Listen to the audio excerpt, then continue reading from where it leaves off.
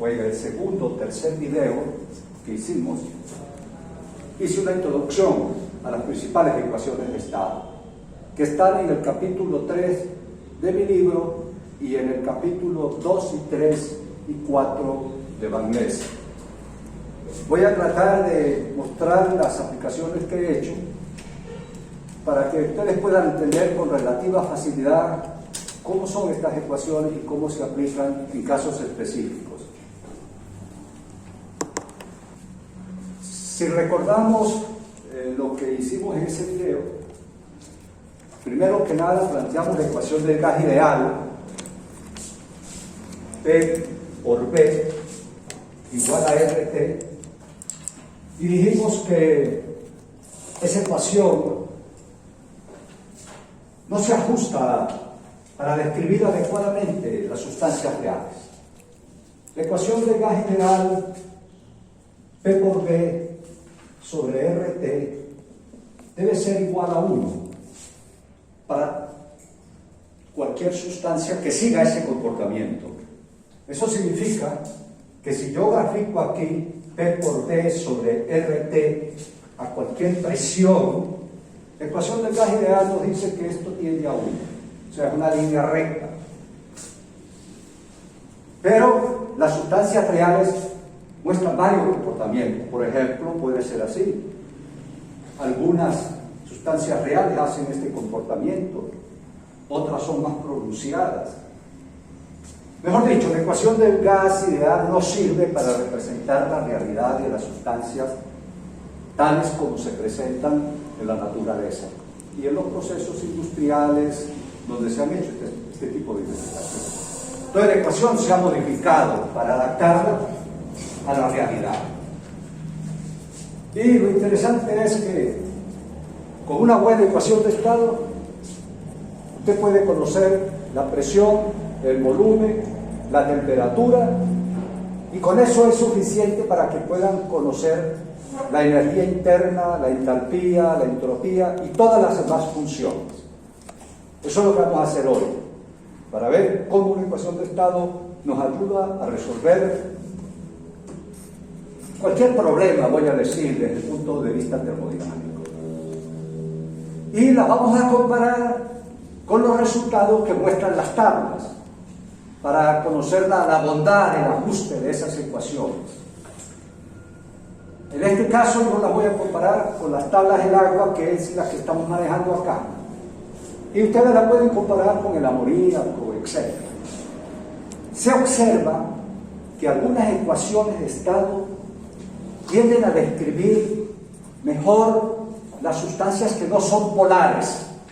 Por ejemplo, la ecuación de Haugen y Waxo, la ecuación de Renyi y Kwon, la ecuación de Van der Waals, la ecuación de Lee Kessler.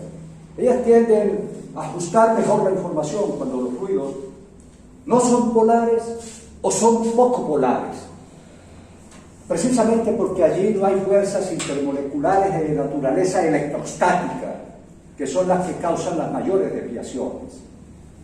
Cuando las sustancias son polares, es un poco más difícil describirlas con estas ecuaciones. Entonces se han inventado y se han propuesto ecuaciones sofisticadas para los casos polares, como una ecuación que se conoce como la ecuación de Renaud-Schwarzentrubel. Esa ecuación está en el capítulo 3 de mi libro, mostrada para que conozcan la ecuación. Esa no la vamos a aplicar aquí porque es compleja. También quisiera decirles que en los simuladores de procesos, en los paquetes de simulación que se utilizan actualmente utilizando las herramientas de la computación, los software modernos, se encuentran un conjunto de ecuaciones de estado que han sido derivadas a lo largo de la historia. Entre las que les he mencionado están esas que les he mencionado y hay otras. Matías, Hurón, Vidal, Penn Robinson y modificaciones, Renyi, Kwon, Suave y modificaciones. Hay 3 simuladores de procesos o 3 paquetes de simulación que yo les recomiendo que cuando den un curso en la facultad, que usualmente lo dan algunas personas que manejan muy bien esto, lo hagan, porque eso le da a usted un gran potencial para el diseño, para las operaciones y para el futuro de ustedes como ingenieros.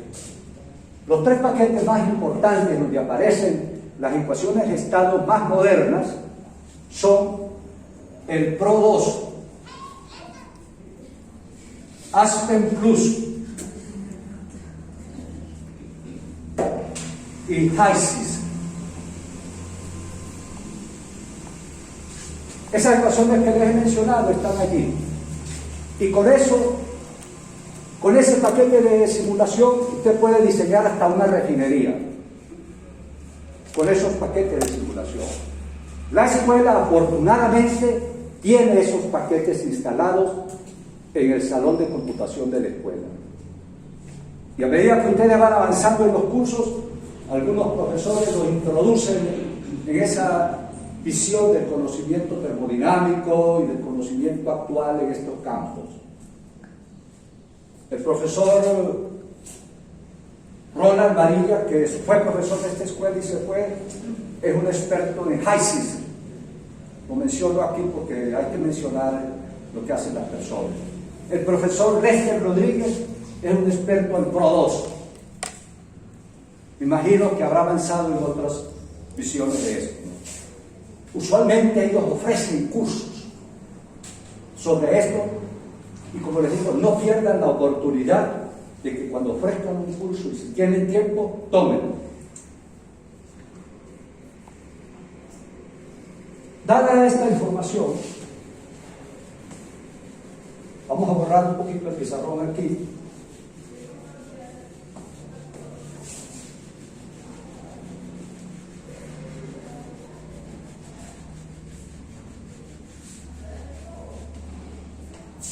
La primera ecuación que les mencioné, que la voy a retomar ahorita porque quiero señalar un par de cosas, fue la ecuación del gas ideal que les dije. Luego les hablé de otra famosa, Van der Waals, que desarrolla esta ecuación a finales del siglo XIX, principios del siglo XX. Van der Waals modifica la ecuación del gas ideal y dice que una ecuación, corrigiendo la del gas ideal, que puede ajustarse a los fluidos reales, es corregir la ecuación del gas ideal, el término de la presión, agregándole un factor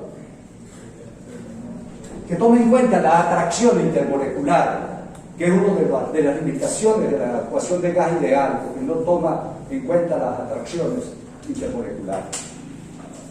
El término del volumen también lo modifica y sugiere tomar en esa corrección el volumen de las moléculas, que tampoco es tomado en consideración en el modelo de gas ideal. El modelo de gas ideal prácticamente asume que la molécula no tiene volumen, y eso pues es totalmente ideal. Son como puntos matemáticos. Y para eso, él dice, bueno, el volumen debe tomar en cuenta, el volumen que ocupa un gas en un recipiente debe ser igual al volumen del recipiente menos el volumen de la molécula de él. Ese término lo incorpora en un factor que se llama, este factor B lo llaman el covolumen, y este es el parámetro de atracción intermolecular. Y eso es igual a RT. Esa ecuación demostró, cuando se publicó, que ajustaba mejor esas ecuaciones de las curvas que nosotros mostramos hace rato cuando describí la ecuación del gas ideal, P por B sobre RT en función de P. Para el gas ideal esto tiende a 1 y para una sustancia real tiene, por ejemplo, desviaciones de esta naturaleza. La ecuación de Van der Waals ajusta esto relativamente bien, más que todo para sustancias poco polares, pero no las ajusta todas las sustancias. Otro mérito que tuvo Van der Waals fue haber propuesto una dimensionalización de esta ecuación, escribir esta ecuación en forma dimensional. Y para eso él propone expresar una presión adimensional que la llama la presión reducida y que es igual al valor de la P que tiene la sustancia sobre la presión crítica. Propone definir una temperatura dimensional T reducida igual a T sobre T crítico y B reducido igual a B sobre B crítico. Y sustituye esto acá. P crítico, B crítico, B crítico, despeja el volumen y expresa esta ecuación en términos adimensionales. Y la ecuación queda de esta forma. Esto está en el capítulo 3 de mi libro. Yo simplemente voy a copiarla para tener agilización de esto.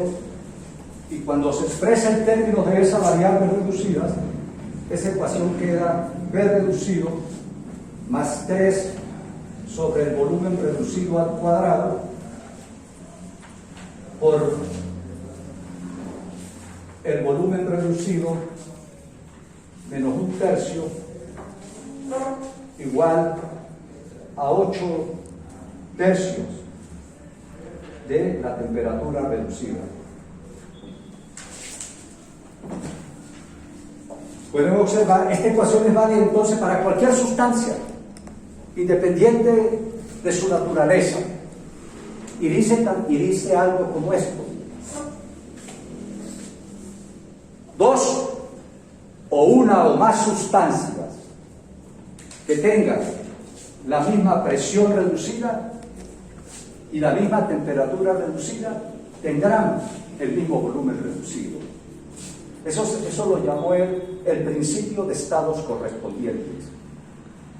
Independientes de la naturaleza, si dos o más sustancias tienen la misma presión reducida y el mismo volumen reducido, si tienen la misma temperatura reducida y la misma presión reducida, tendrán el mismo volumen reducido. Otro detalle de la ecuación de Van der Waals que merece mencionarse porque se utiliza es que la ecuación es una ecuación cúbica. Hacer esta expansión en forma polinómica, esto va a dar, resolver la ecuación, esto va a dar una ecuación cúbica en el volumen. O sea que esa ecuación la podemos expresar al expandirla en forma polinómica como un término AB al cubo más B sobre B cuadrado más C por B más D igual 0. O sea que en el volumen hay 3 raíces. Esas 3 raíces pueden ser 3 raíces reales, una real o 2 imaginarias. Usualmente eso es lo que se obtiene. Y esa ecuación cúbica, cuando uno expresa la presión en función del volumen, si esta es la curva para una sustancia real de la línea crítica, esto da 3 raíces acá dentro de la doble fase. Normalmente la ecuación de Van der Waals, cuando voy a escribirla así como esos puntos, hace algo como esto, ahí en ese lugar. Voy a colocarle unos puntos a la solución de esa ecuación en la zona de la doble fase. O sea, da 3 raíces, una en este sector, una en este sector y una intermedia. Esta raíz tiende a coincidir con el valor que tiene allí la sustancia como líquido saturado, dar información sobre el volumen en la zona del líquido. Esta es la zona de gas saturado, y esta usualmente no tiene sentido físico, porque indica que a un cambio de presión ocurre un aumento del volumen, un aumento de presión implica un aumento en el volumen, y eso no tiene sentido físico en la naturaleza. Algunos hablan de que esto es una situación metaestable del sistema. Fuera del domo, por ejemplo acá, ella da una aproximación que se parece a las curvas reales, con desviación dependiendo de qué tan polar o no polar sea la sustancia. Normalmente en esta zona la ecuación produce una raíz real y dos imaginarias. Lo mismo en este sector acá en la zona de líquidos. Tiende a producir un valor real y un par de imaginarias. Eso se lo voy a mostrar con otro tipo de ecuación. Un aspecto interesante es que acá en el punto crítico, aquí hay un punto de inflexión matemático. O sea, ahí Van der Waals sugiere que hay un punto de inflexión matemático. O sea que acá en este punto, la derivada de la presión con respecto al volumen en el punto crítico es igual a la derivada segunda de la presión con respecto al volumen al cuadrado, y eso es igual a cero. Esa es la característica matemática de un punto de inflexión. Bueno, lo interesante de esto, evaluado en el punto crítico, ¿no? Lo interesante de esta consideración matemática es que esto me genera un par de ecuaciones, una de la derivada primera y otra de la derivada segunda, que me permite calcular A y B, los parámetros A y B de Van der Waals. Una pregunta que uno puede hacer: ¿y cómo calculo yo A y B? Hago esta consideración porque la ecuación de Redlich-Kwong es una especie de modificación, vamos a decirle así, de la visión de Van der Waals, o está basada en la visión de Van der Waals, y es una ecuación cúbica de estado que utiliza esta propiedad para encontrar los parámetros de esa ecuación. Eso es quizás lo que les quiero avanzar con llegar hasta este nivel, para que vean dónde está la raíz y cómo se encuentran esos parámetros. Van der Waals, simplemente haciendo este argumento matemático, encuentra de que P crítico es igual a 8A sobre 27R. Volumen crítico es igual a 3B. Y la presión crítica es igual a A sobre 27B cuadrado. O sea, de aquí se puede ver que si yo conozco la temperatura crítica de la sustancia, puedo calcular el parámetro A. Y si tengo el volumen crítico, puedo calcular el parámetro B. Y esta, pues, es una combinación de ambos parámetros a través de la P crítica. Y T crítico y P crítico y volumen crítico se han medido para una gran cantidad de sustancias que se utilizan en la naturaleza. El libro de Van Ness, en el apéndice, tabula las variables críticas para la mayoría de las sustancias utilizadas a escala industrial. Allí ustedes pueden ver esas funcionalidades, esos valores de esas variables para un gran conjunto de sustancias.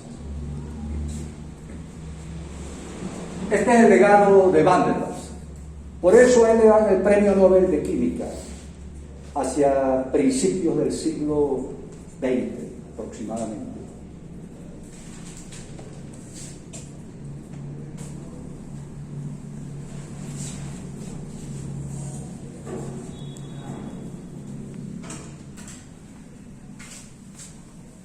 Un rápido recorrido sobre estas ecuaciones para recordarles lo que les dije en el video número 2 o número 3 y para como inspirar la clase que vamos a hacer a lo largo de la mañana.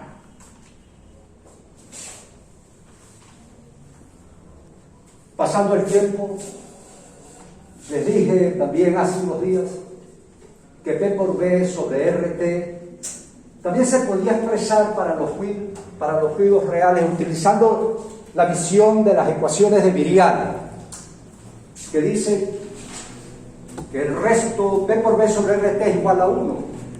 Entonces, Kömmerling-Onnes, que es el que propone esta visión, sugiere, bueno, expandir esa ecuación en una expansión en series en términos del volumen y la presión para corregir las desviaciones de la realidad.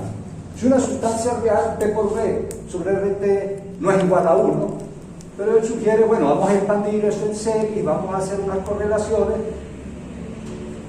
y la expansión en serie que sugiere en términos del volumen es esta. Este parámetro se calcula, este lo llaman el segundo coeficiente de Viriani. 1 es el primero y B es el segundo. Basado en esta visión, poco más adelante, hacia los años 49, 48, 47, 45, aproximadamente el año en que yo nací, Howell y Waxel, un par de investigadores muy importantes en el campo de la ingeniería química de la Universidad de Wisconsin en los Estados Unidos, sugieren expresar esto que originalmente había sido sugerido por Kömmerling-Onnes y otros, expresar esto y llamarlo Z, factor de compresibilidad. Y sugiere también modificar un poco esa ecuación que está allá y expresarla en términos de la presión reducida, temperatura reducida y volumen reducido.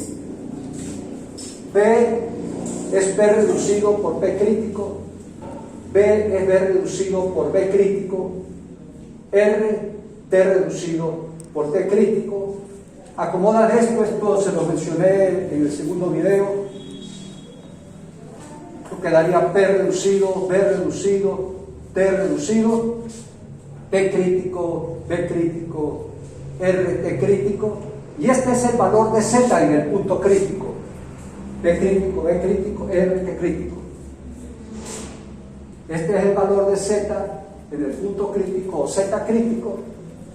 Esto lo podemos acomodar acá, Z igual a Z crítico por P reducido, B reducido y T reducido.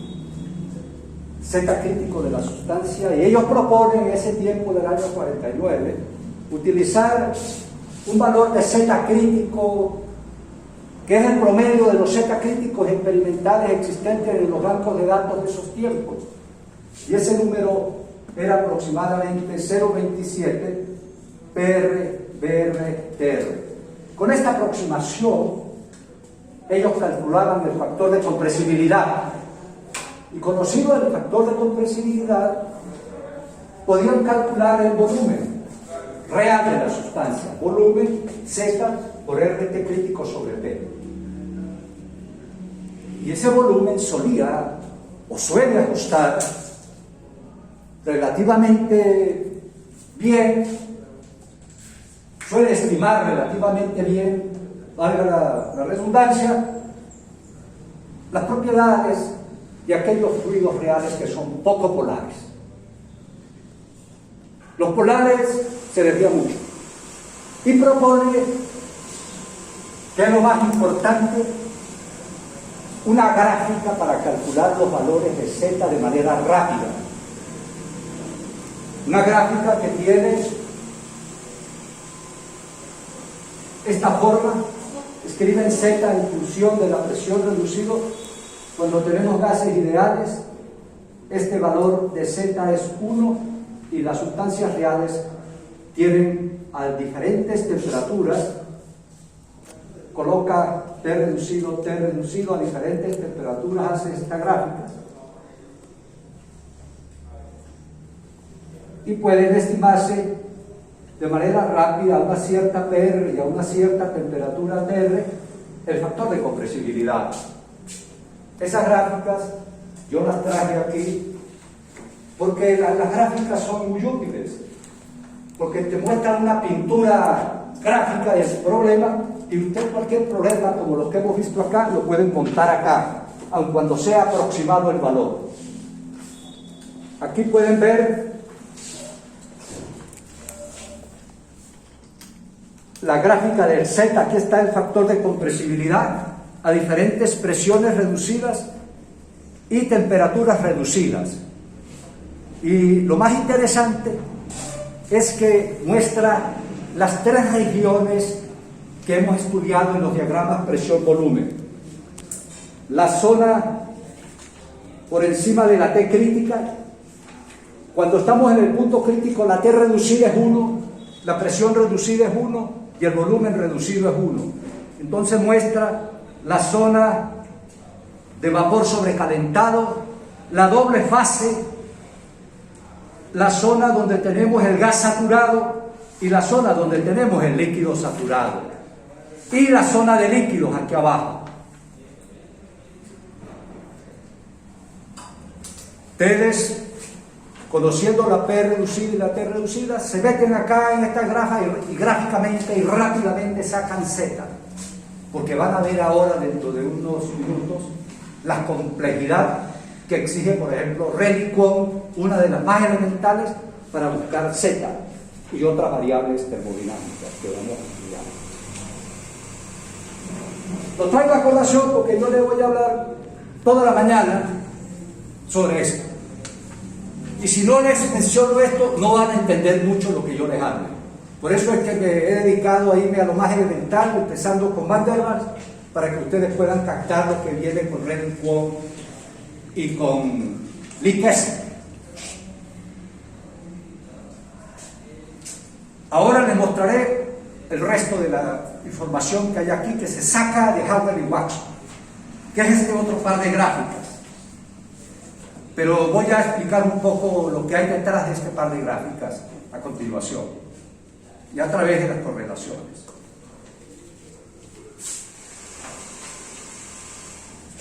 Una vez que tenemos esta visión, hoy, con el avance de los simuladores de procesos, esta ecuación no se usa mucho. Incluso no está incluida en los paquetes de computación que les hablé.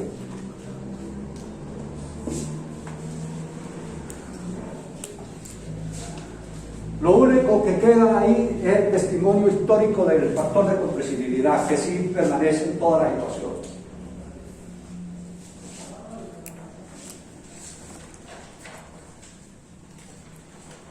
Una de las ecuaciones que voy a usar hoy es la de Rayleigh Kwon, que ya creo que se las escribí en el pasado, pero se las voy a escribir de nuevo para que vean. Esta está en mi libro, en ese capítulo 3, y está en Magnés en varias versiones. P igual menos P igual a RT sobre B menos B menos A sobre T a la 0.5 por B más B.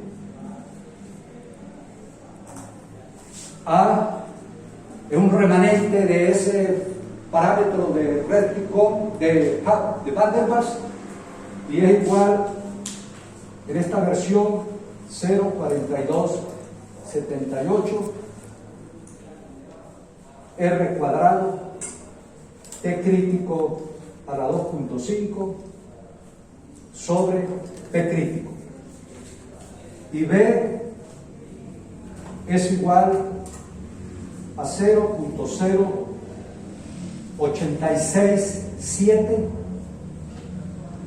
R T crítico sobre P crítico.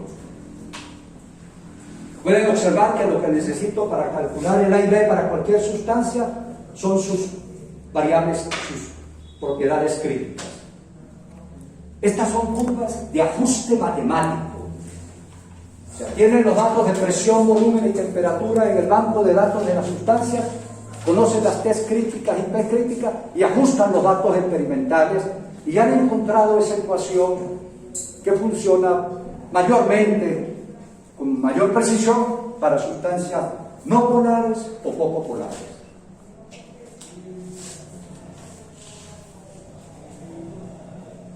Posteriormente, esta ecuación fue modificada un poco para mejorar su ajuste en una versión que se conoce como la ecuación de Redlich-Kwon-Swan.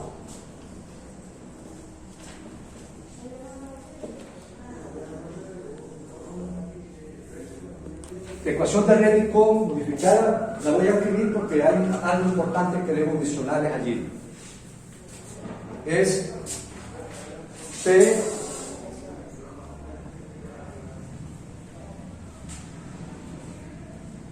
igual a RT B menos B menos A sobre B más B por B, aproximadamente igual a la ecuación. Lo único es que este parámetro A ya no depende solamente del punto crítico, de las variables del punto crítico, sino que A es una función de un término, de un parámetro que alfa por A sub C. Y alfa, A sub C, es ese parámetro que ya acabo de escribir hace rato. Es 0,42.78 R cuadrado T crítico a la 2.5 sobre P crítico, y alfa es igual a 1 más M por 1 menos T reducido a la 0.5. Y N es igual a 0.48 más 1.574 omega menos 0.176 omega cuadrado. Y el parámetro B se deja igual, 0.0867 R T crítico sobre P crítico. Lo que me interesa señalar acá es que A ahora depende de alfa, alfa es esta expresión, y N depende de un nuevo parámetro que se llama el factor acéntrico, omega. Omega se conoce como el factor acéntrico. Y me voy por este lado porque la ecuación de Lee-Kessler utiliza el factor acéntrico. ¿Y qué es ese parámetro factor acéntrico?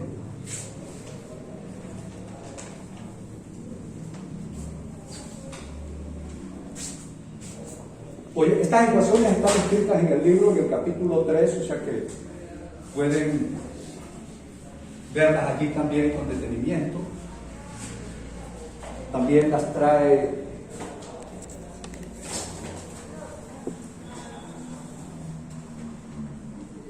si nos retornamos un poquito rápidamente a lo que hicimos o a lo que he hablado hoy, por ejemplo, la ecuación de Van der Waals, la ecuación que escribimos de Redlich-Kwon previa y la ecuación de Howland y Watson dependen de dos parámetros nada más.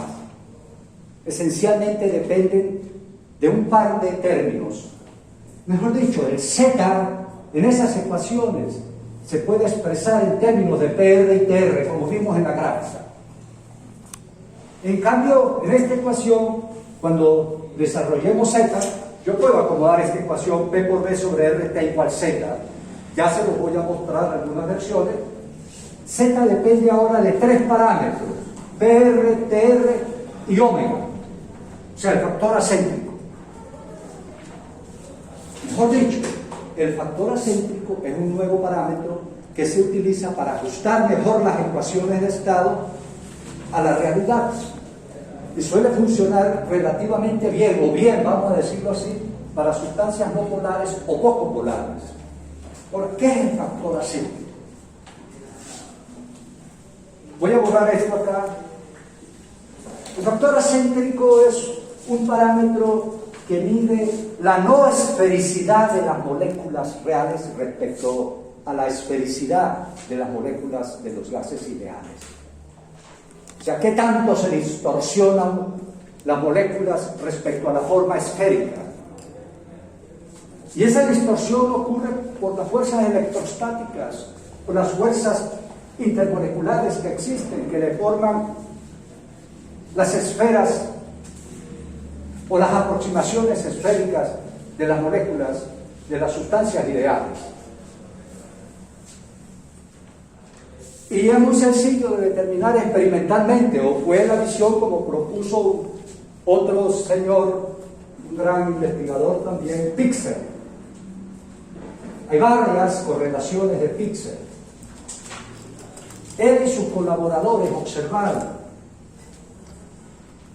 hacia el año 55, si mal no recuerdo, que cuando se graficaba el logaritmo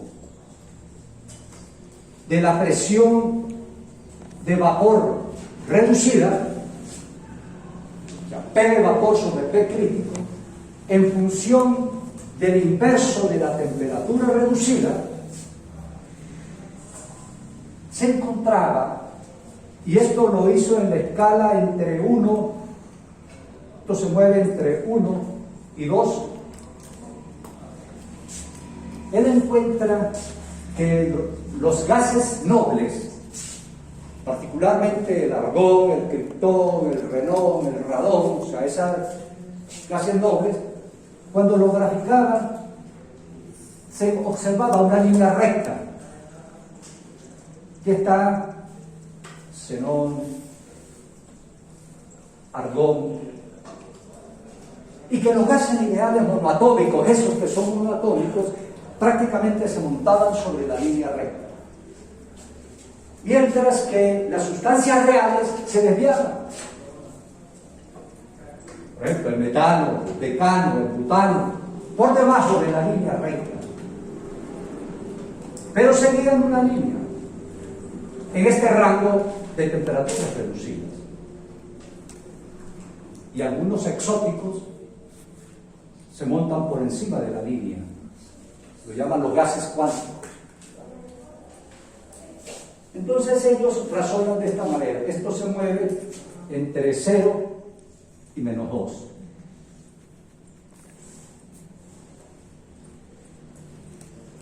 Entonces ellos pensaron, caramba, muy interesante, que vemos que todos los gases monoatómicos prácticamente están sobre una línea, mientras que las sustancias reales, como el argón, como el xenón, como el butano, el pentano, el agua, se desvían o se orientan sobre otras líneas. Por ejemplo, el agua, el butano, por ejemplo, este es el hidrógeno. El hidrógeno es uno de esos gases que tiene ese tipo de desviación. Son muy pocos los que tienen. Entonces, ellos pensaron de la siguiente manera: vamos a utilizar esas desviaciones para corregir las ecuaciones. Bueno, ya vimos la de Renick sabe que aparece el omega. Y de aquí el omega, yo puedo utilizar, en principio, para medir la desviación, cualquier lugar, acá, acá, con respecto, por ejemplo, mirando esta desviación, el agua acá que he puesto se desviaría con respecto al comportamiento ideal esta distancia, pero también pudiera utilizar para el agua esta distancia. Cualquiera me mide la desviación, pero ellos escogen algo que desde el punto de ingeniería uno hace. ellos encuentran que a una temperatura reducida, cuando el inverso de la temperatura reducida es 0.7, cuando en un punto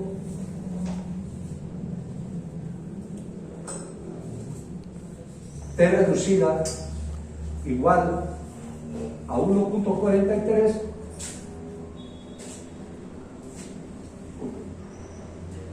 cuando tengo esta escala aquí en 1 sobre TR igual a 1.43, la T reducida es 0.7. Si usted divide 1 entre 0, entre 1.43, le debe dar el orden de 0.7. En ese punto se encontraba que los datos experimentales para los gases ideales, este valor daba -1. Las curvas esas experimentales, cuando la T reducida es 0.7, da aquí -1. Entonces ellos utilizaron esto y definieron omega como el logaritmo de la presión reducida del xenón, del argón, menos el logaritmo de la presión reducida de vapor de la sustancia de interés, el agua, el butano, el metano. Ahora, el logaritmo omega de la presión reducida del xenón en ese punto, a esa temperatura reducida de 0.7, en T reducida igual 0.7, omega es igual a -1. Es este número acá que les dije que acá daba -1.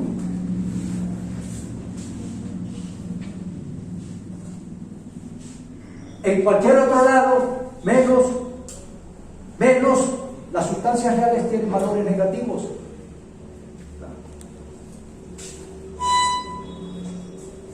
Por ejemplo, para el N decano, ese número es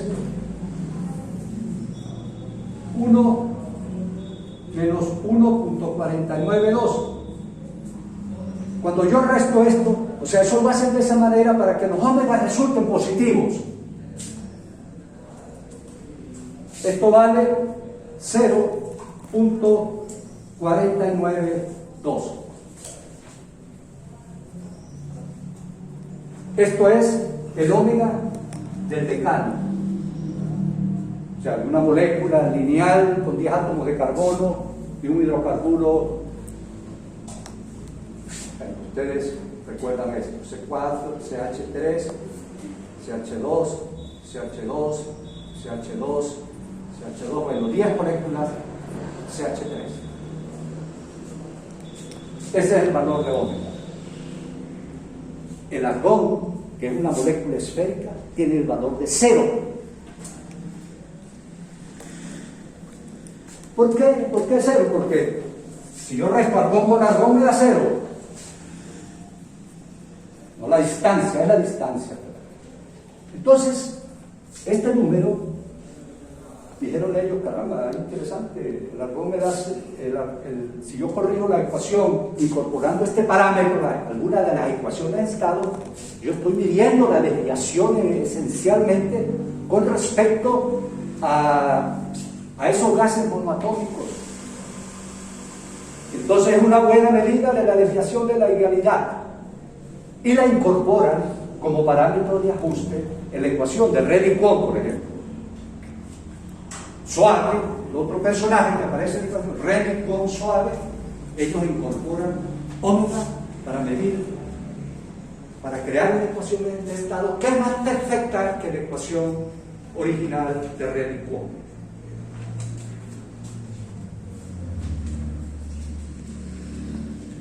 El omega del agua, por ejemplo,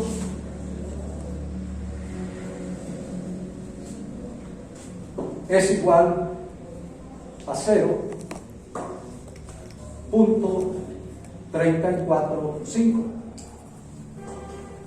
Vean que es menor que la del N decano. No lo he dicho, la esfericidad de esa larga molécula de 10 átomos de carbono, se pueden imaginar ustedes que va a desviarse más que la del agua, porque la del agua tenemos nada más H2O. Entonces es relativamente más esférica que la molécula del N decano. Van es, en la tabla de las propiedades de la sustancia, coloca T crítica, P crítica, volumen crítico, Z crítico y omega, para nosotros trabajar. Acá vamos a utilizar una ecuación que vamos a incorporar omega, que es la ecuación de Lee-Kessler. Por eso es que les traje esto, porque si les empiezo a hablar, les traigo Lee-Kessler y no saben qué es omega, no saben qué están haciendo. Simplemente. Ni qué es lo que está incorporándose allí, que ajusta mejor la información de los datos reales de los fluidos. Este se llama el tercer parámetro de ajuste de la ecuación. El uno es la T reducida, el otro es la T reducida y el otro el factor acéntrico.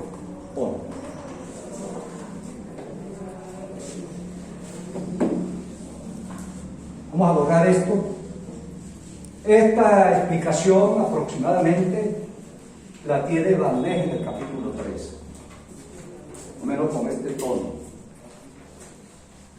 Incluso está esa gráfica experimental y él muestra allí cómo se aprecia pues en forma real esa desviación, cómo la mide.